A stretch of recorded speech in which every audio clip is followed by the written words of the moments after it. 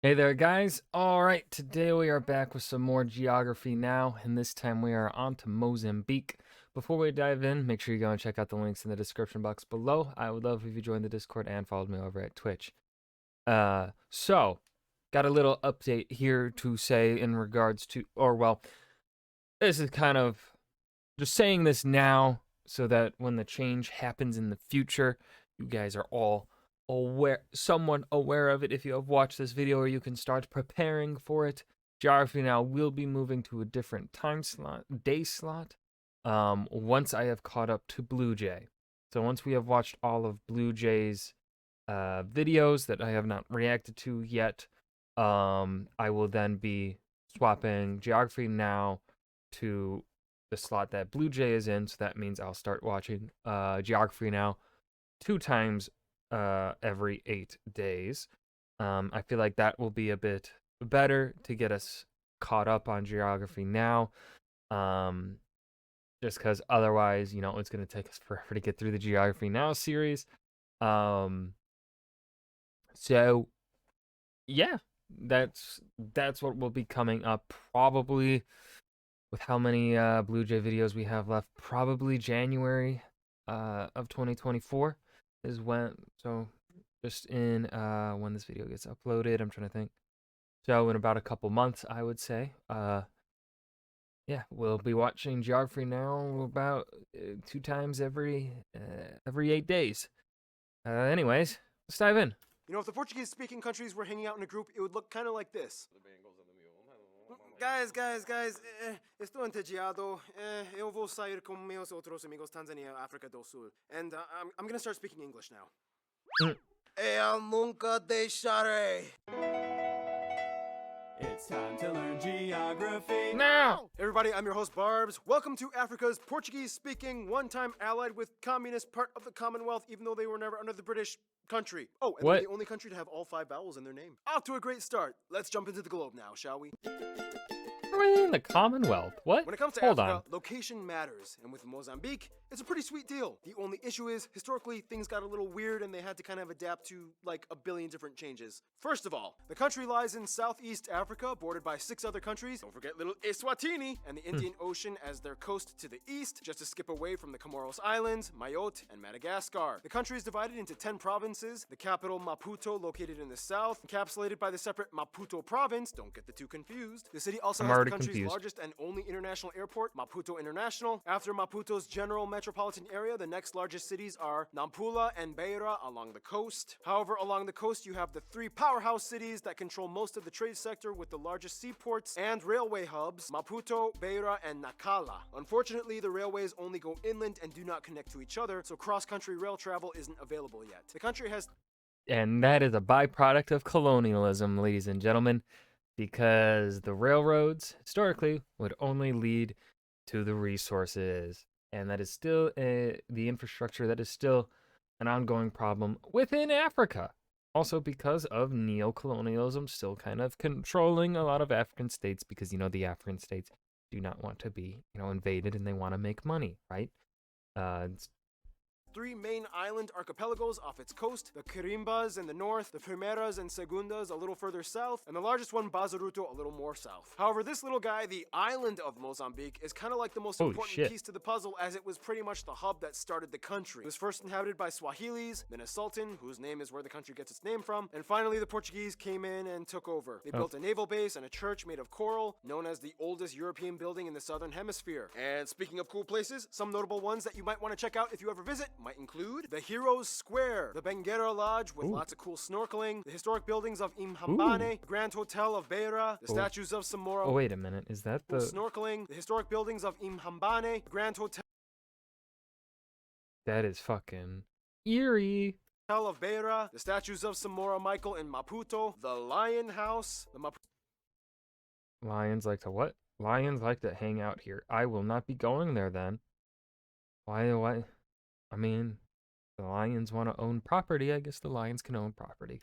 The Maputo Natural History Museum, and there are so many churches and cathedrals like these. Too many amazing beaches and diving spots. Tofo Beach and Ponta do Oro are kind of like the most popular ones. However, many Mozambicans... Beaches really don't entice me. I'm not a beach boy. sand.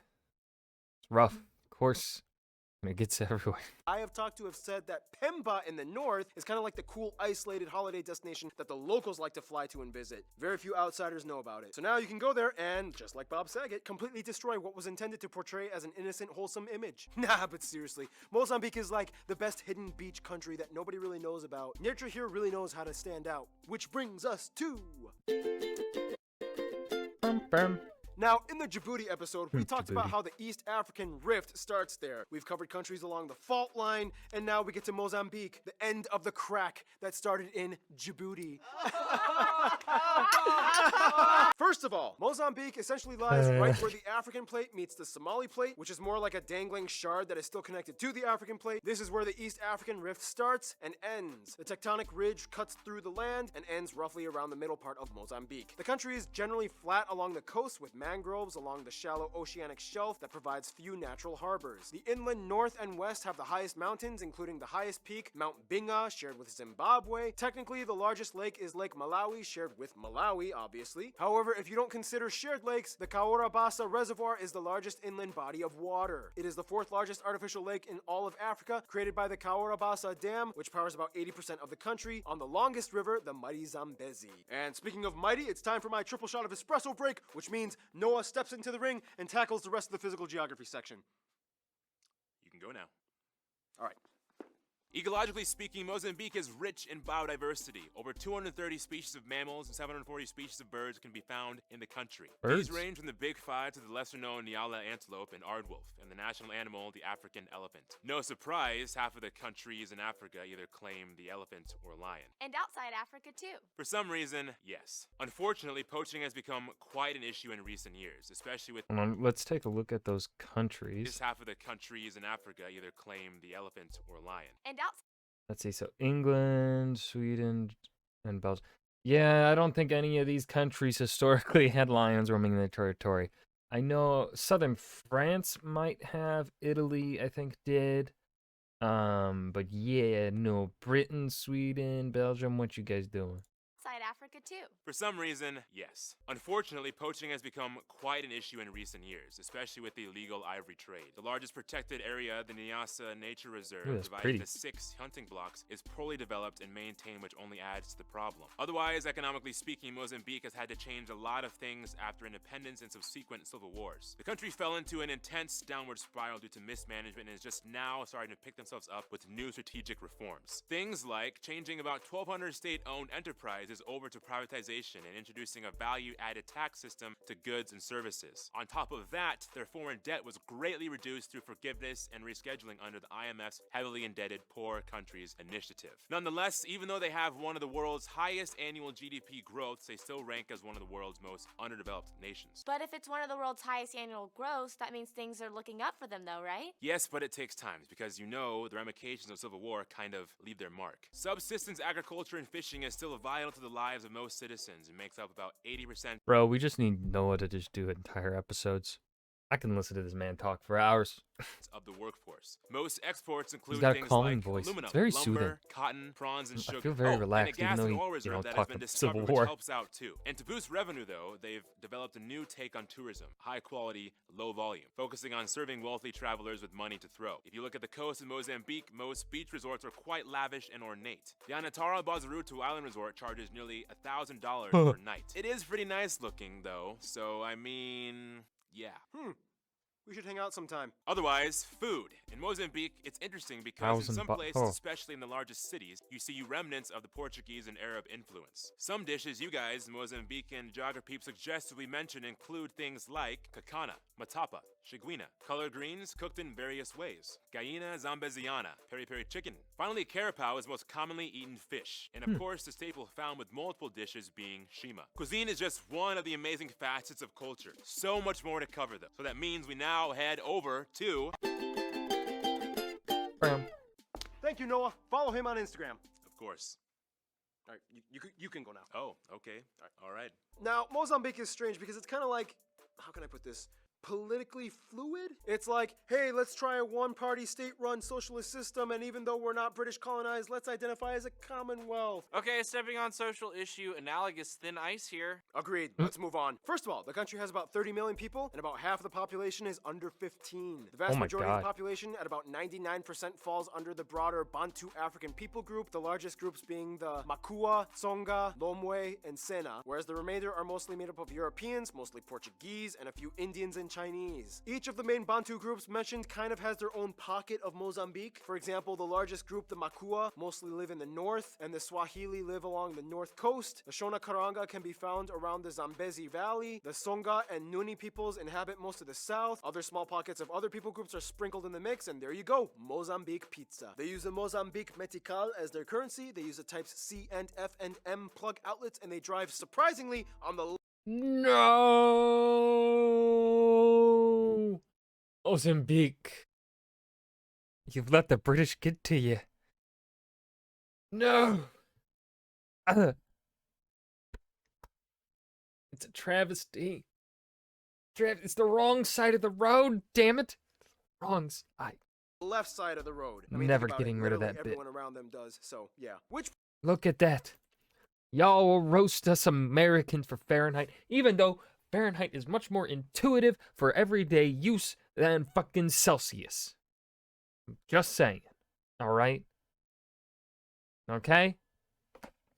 Fuck you.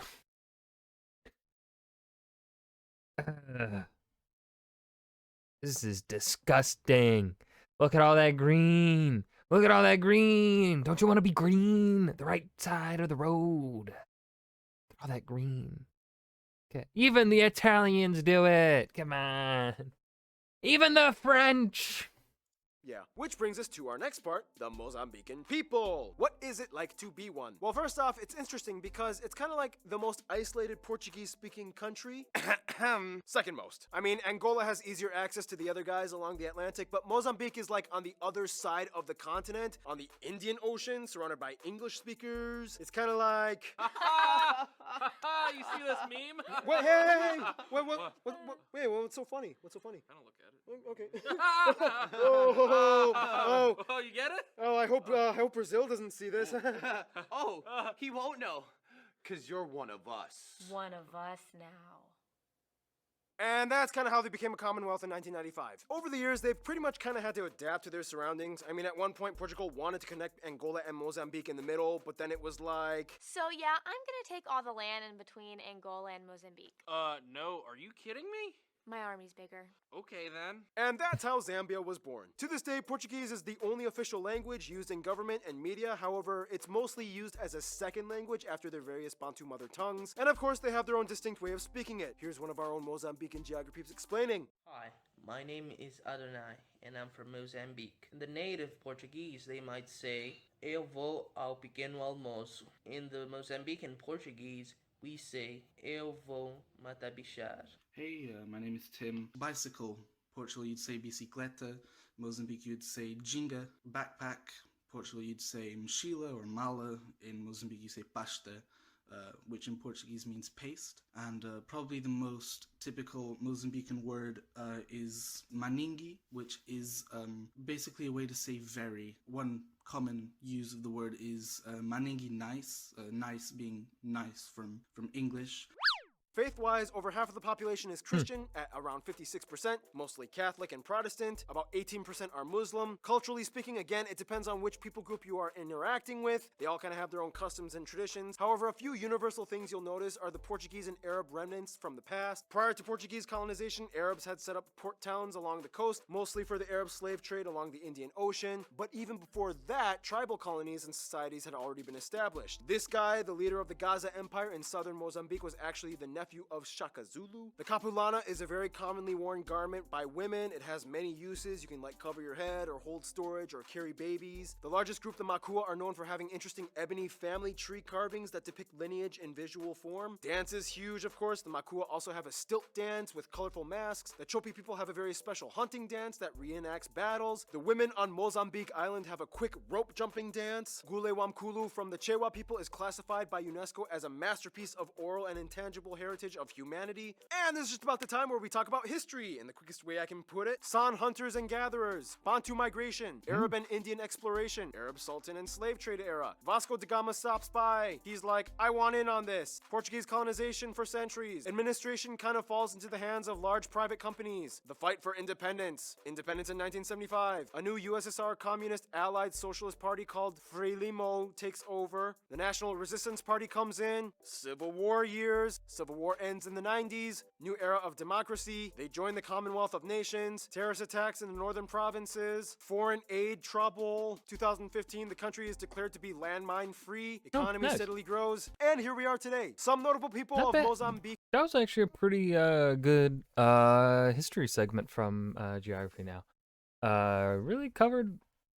Yeah, I really liked the pacing of that. The distance in time between what things we're covering, right? I do like that they kind of spend a little bit more time on the modern, because that kind of is that's a bit more important to what they're doing here at Geography Now. So I like that. Of course, I still of course would like more history, but that's not the point of Geography Now. So it's fine. That one though, that bit of history segment for Mozambique, I thought was actually really well done in comparison to their usual. It felt a bit above average to me. Descent or from feel like I'm Mozambique being might include pessimistic Samora or something, I don't Makel, know. Joaquim Chisano, Mr. Bao, Liloka, Mia Conto, Hugo Diogo, aka Daigo Boy, Maria Motola, Paulina Chiziana, Moreira Chamwika, Grandma, Ricardo Pinto Jorge, Lisa James, Gonzalo Mambunda, and Abel Javier. Alright, that's just about it. Enough on Mozambique. Let's talk about their affiliates now, shall we? Now, because of their unique location on the Indian Ocean, Mozambique has kind of had to adopt different diplomatic measures than the rest of their Lusophone cousins. Oh, and if you're new to this channel, Lusophone means Portuguese speaking. First of all, outside of Africa, the US and China have been heavily investing into the country, the US taking over much of the medical issues, mostly pertaining to HIV and AIDS, whereas China funds many of the infrastructure projects like the Maputo Bridge. After South Africa, though, Italy actually is their largest export partner and does amazing business with them in terms of trade. Mozambique loves Brazilian TV shows and movies. Angola is their closest Lusophone African friend. They just signed an agreement that allows visa-free travel between the two. I asked a lot of you guys, the Mozambican geography peeps, though, and many of you have said that the best friends are probably South Africa and to a lesser extent, maybe Portugal? Despite the colonial past, Portugal keeps close ties, not just as a Lusophone friend, but in business too. Today they are the second largest private investor in the country. They canceled nearly $400 million in debt back in 2008, and they signed a $124 million fund towards the energy sector. South Africa's relationship, markets, and business play a huge role in the lifeblood that keeps Mozambique afloat. About a third of all exports go to them, and a quarter of all imports come from them. Historically, they supported the resistance party during Civil War times. Many Mozambicans move across the border to find work and education opportunities. They share many of the same tribes and people groups. Their former first lady even married Nelson Mandela. In conclusion, Mozambique is beautiful, but it's kind of like a political Lusophone anomaly that got stuck in the English world, but they kind of like it. Stay tuned. Myanmar is coming up next. Cool. That one should be exciting, especially when they were recording this. I think shit was going down in Myanmar too. I can't remember when that happening, or is it still? It's probably still happening. Anyways, that was Geography Now Mozambique. This was a good episode. I've got nothing else to add here at the end. I hope you guys enjoyed. Remember to hit that like button and subscribe for more. And I will see you guys in the next video. Peace.